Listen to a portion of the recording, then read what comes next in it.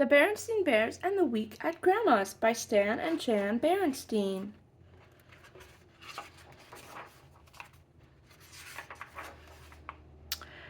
Once in a while in the Bear family, who lived in a big tree house down sunny dirt road deep in Bear country, got out the family snapshots and looked at them.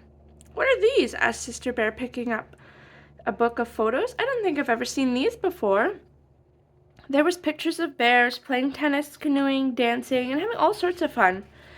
The bears looked like Mom and Papa, only they were younger and thinner. "They're pictures of Papa and me on our honeymoon," said Mama with a smile. "At Grizzly Mountain Lodge," said Papa. "We had a wonderful time."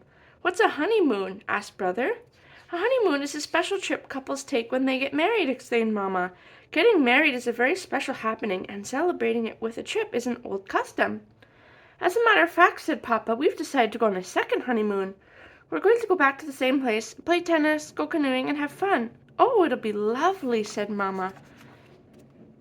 "A second honeymoon sounds like a pretty good idea to me," said Brother. "Me too," said Sister. They scooted out of the room, were back in a jiffy with their vacation things. "Oh, you won't be coming," said Papa. "Honeymoons, even second honeymoons, are just for grown-ups, not for cubs." But, what's going to happen to us?" asked Sister. "It just so happens," said Mama, "that Gran has been after me to let you spend a week with her and Gramps. This will be the perfect opportunity." "A whole week?" said Brother. "Never stayed with anybody that long," said Sister. "Well," said Papa, taking a few practice swings with his tennis racket, "there's got to be a first time for everything." "What'll we do for a whole week?" asked the cubs. "Where'll we sleep? What will we eat?" "Goodness," said Mama, "such a fuss about simple things like spending a week at Grandma's." It didn't seem like a simple thing to the cubs.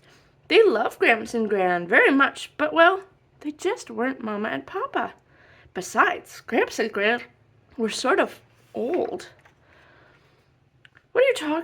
What are you taking with you?" Sister asked Brother when it was time to pack.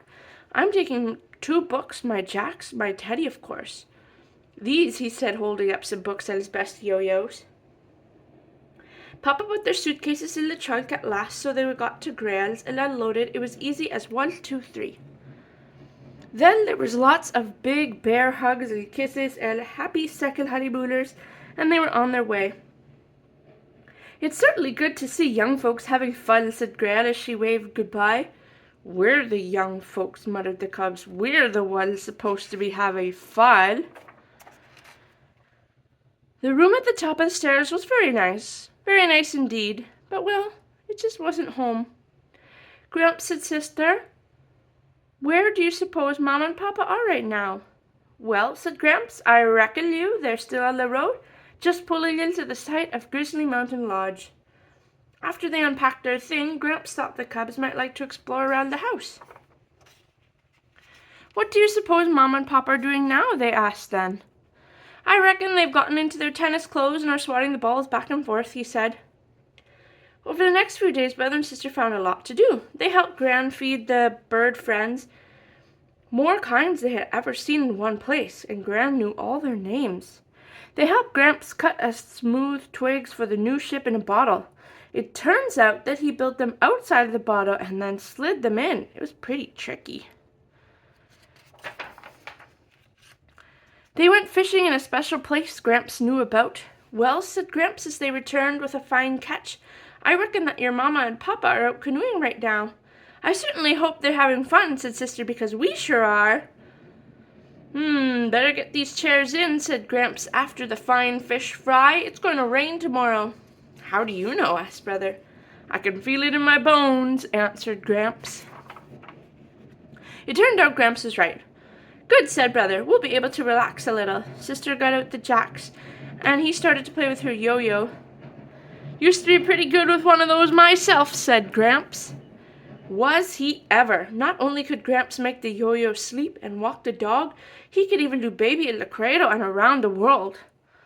That evening, after a refreshing nap, they all went to Gramps and Gran's regular Friday night square dance. Gramps and Gran didn't just watch. They doosey-dooed with the best of them. They even won the prize, the friskiest couple. "Goodness," said Sister as the in the morning. This week really flew by. We learned so much, added Brother, practicing baby in the cradle.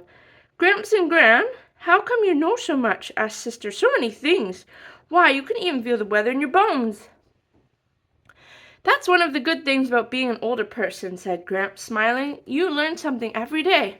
So by the time you're old enough to be a grandparent, you know quite a lot. Gee, said Sister, I guess you and Gran are so old you must know everything. Oh no, said Gramps, laughing. You never stop learning. Why, just this week we learned something very special. We learned how absolutely wonderful it is to be grandparents and have lovely grandcubs. Then Gramps and Gran swept their grandcubs up in a big hug. The next thing you know, a familiar beep beep was heard, and it was Papa tooting the horn. He and Mom were back from their second honeymoon, and it was time for the cubs to go home. After saying their goodbyes and thank yous, the Bear family piled into the car and headed home.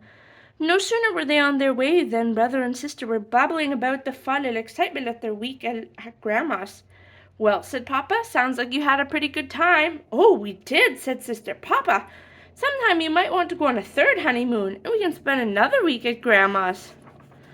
A third honeymoon, said Papa. I don't think anyone's ever gone on a third honeymoon. Well, said Sister, there has to be a first time for everything.